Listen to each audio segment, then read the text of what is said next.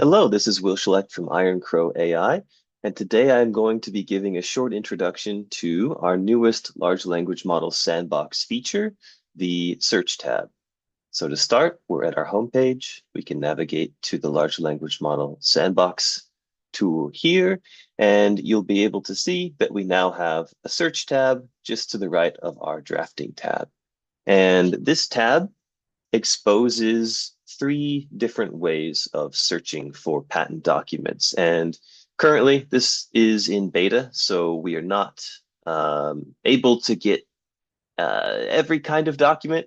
But in the future, we're going to provide more document support. For example, being able to pull in some of the prosecution history from the USPTO applications. But for the time being, this tool can pull in published patent applications and granted patents if that application happens to have been granted as a patent. We can search basically the USPTO's API using Open Data Portal, which gives incredibly nuanced ways of searching. You can search by um, applicant, title of the invention.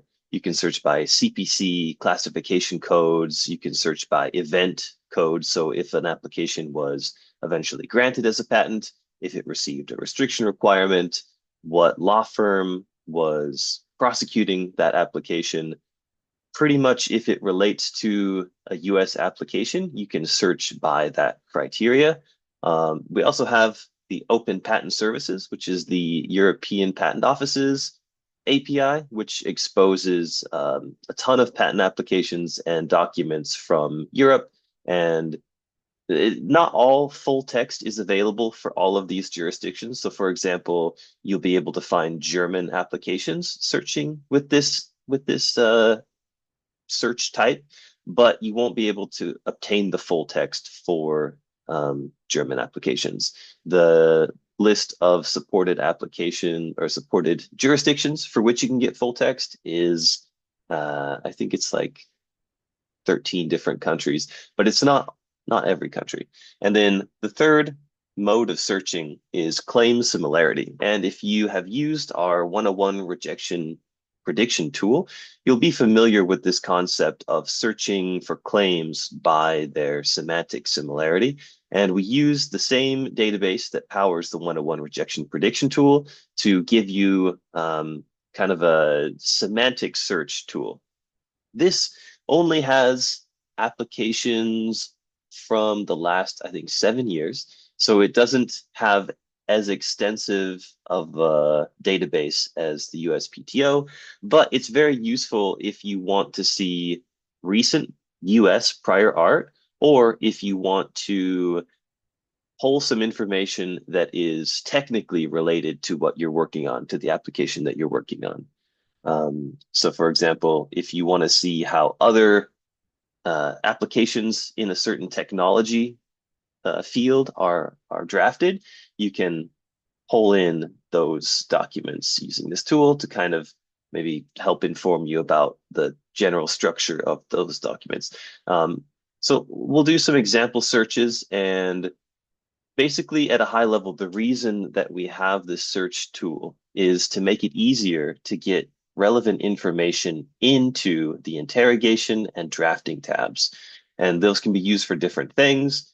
For example, if you're working on an office action in the interrogation tab and there's some cited prior art, you might want to access those prior art documents to compare them with your application to find potential distinctions to help you come up with claim amendment ideas instead of having to pull those documents from Google Patents or from Patent Center or whatever other search tools you use. You can access those documents directly in the large language model sandbox tab. And beyond that, the way that we get these documents, it's a little bit more efficient. So we're getting kind of the plain text versions. So if you were to get a PDF of one of these documents and upload it to the interrogation tab, you might have to extract the text from a PDF, which is not always a perfect process. the kind of optical character recognition can have flaws. So when you get text with the search tab, it's going to be very high quality text. And not only that, but it's going to be more machine understandable. And so it'll work better with these tools. So let's do some examples of how to search. So we'll search here. And I think a situation that happens a lot is maybe you are starting to draft an application and you want to see some of your previously drafted applications and put those into the style window of the drafting tab so that the application you're drafting looks like your style. So what you can do is ask, please find 3 applications drafted by me which relate to medical imaging or AI. And I think I've kind of forgotten to mention the most important part of what this search tab does. So in general, when you're using one of these APIs, you have to use some very specific syntax for how to search. There are, I think the USPTO makes available some portals that you can use to search these different APIs, or at least their open data portal API.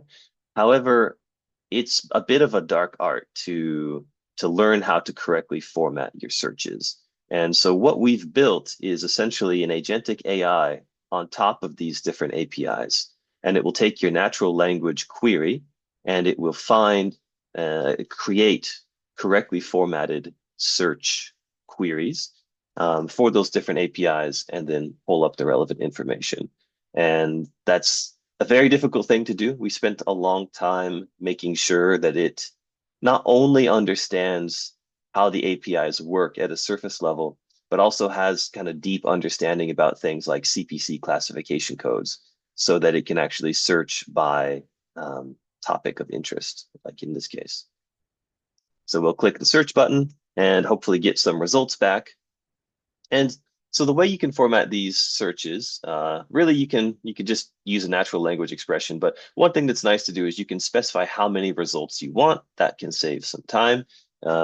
Instead of pulling in, 100 results, I just want 3 because I think 3 is a good number to use as a kind of a basis for style to kind of learn the style of my drafting. So we can see that we pulled in these 3 search results. And you can click them to see more information about them. And let's see if we can find me. Okay, cool. So I was one of the attorneys listed on this case, and we can see the CPC classification codes and yeah, neural input output device. Sounds like it's related to machine learning. Sepsis alerts sounds like it's related to medical imaging, and vital monitoring system sounds like it's also probably related to medical imaging. So these look like promising applications. We can select them and then decide where we want to send them. So we've got this little send button here, and we can either send the earliest publication, so the patent application publication, and the granted patent, whichever of those documents or both that we're interested in. Oftentimes, an application won't have a granted patent. So in this case, I'm going to just send the earliest publication, and I'm going to send this to the draft style window. So you can send it to the interrogation context if you kind of want to summarize the document or just, interactively work with that document. Maybe you want to compare it with another application that you're drafting, or if you want to actually use it as some of the content, maybe there's a figure description which is somewhat generic and you want to use that in your current application that you're drafting, you could send these documents to the draft tab and then have access to that figure description that way. But in this case, I'm going to send them to the style tab. So click on send. It's going to process each of these, try to find those documents, and we can see that we actually only had a publication for one of those documents.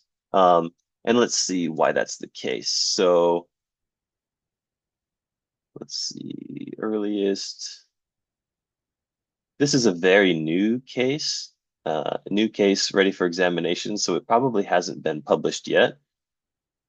Also, new case. And then I think this one has been, oh, they're all docketed. Oh, that's the second one, sorry. Um, yeah, interesting.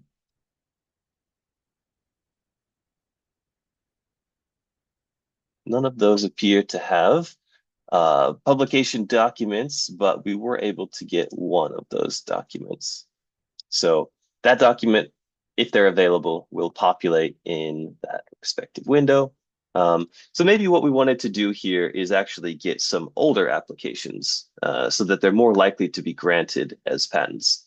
Um, so we can then kind of clarify our search, say, please ensure these applications were eventually granted as patents, and then perform that search.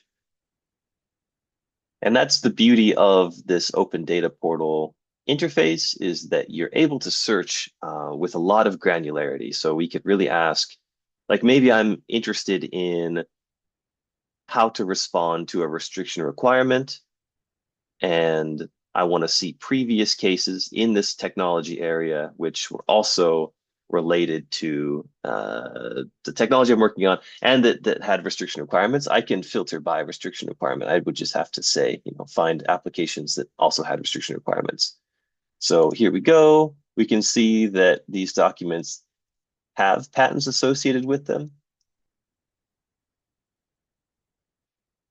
So that's great. And let's send these to Uh, just to give a different example, let's send this to the interrogation tab. So I'll send this document to the interrogate tab, submit.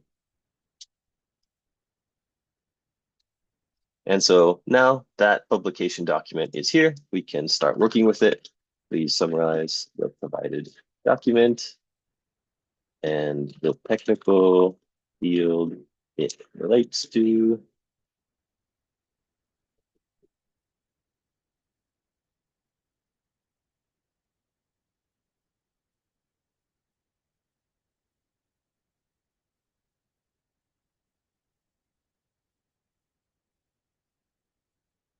Yep. And so because this document was pulled from the USPTO's API, it has a lot of information, not just about the content of the patent application publication, but about the metadata for that application as well. And we're trying to get the ability to pull in additional information. So even more, even some of the image file wrapper documents. Because those are accessible through the open data portal. But for the time being, you're able to pull in really just the patent application publications and the granted patents. So we can see nice summary here. Um, so that's the Open Data Portal API. The Open Patent Services API works in a very similar way, but it's of course going to be using a different API backend. So the nice thing about this is that the way that you format your searches is going to basically be the same. But the syntax on the back end is completely different, but you don't have to worry about that because the searching syntax is completely abstracted for you. So we can say, please find one, uh, yeah, British patent application related to what tech, washing machines. So there we go. Make sure that's the right search.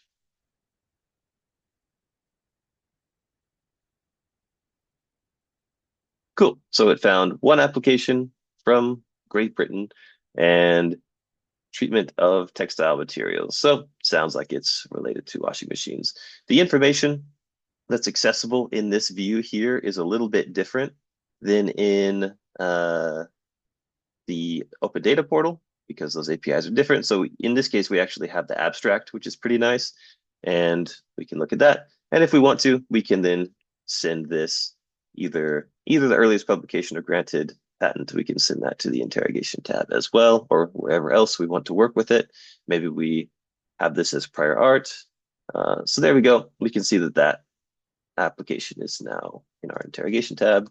We can ask it to provide a brief summary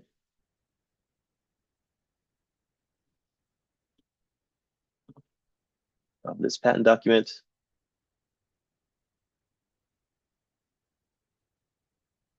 But yeah, it's really very simple to use. Just ask for what you're interested in. It's able to search by invention topic, which I think is really important because often you're going to be curious about, drafting in a certain technology space. You can also always just search by number. So as an example, this is here's the patent number there.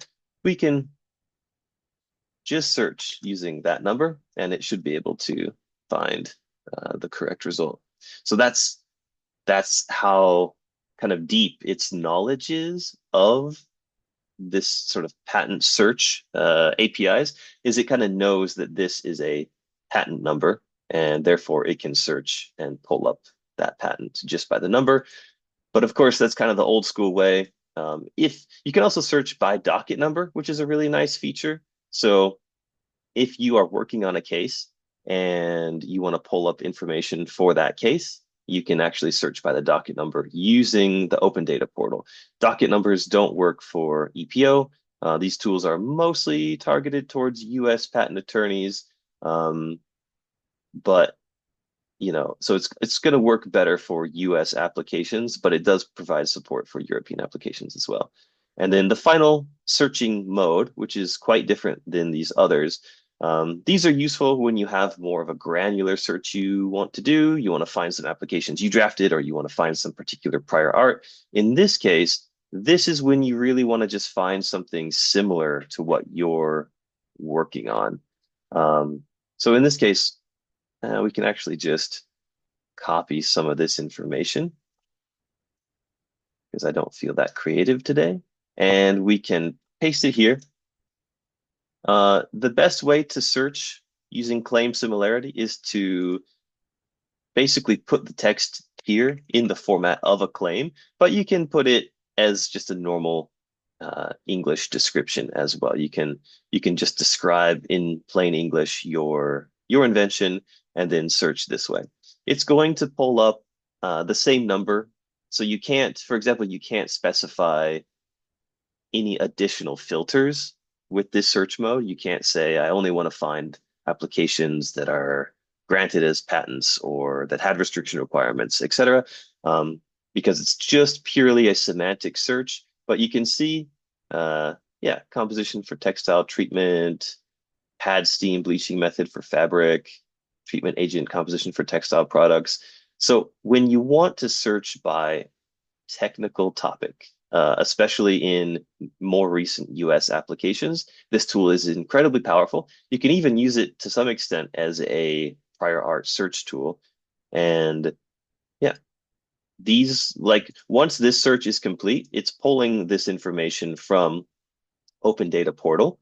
The way that it searches is different, but once you get these search results, these are the same as Open Data Portal search results, which means the kind of bibliographic metadata, which is shown here, is going to be the same, and you'll have access to the same types of documents. So you can send some of these over to the interrogation tab. Let's just do earliest publications, submit that.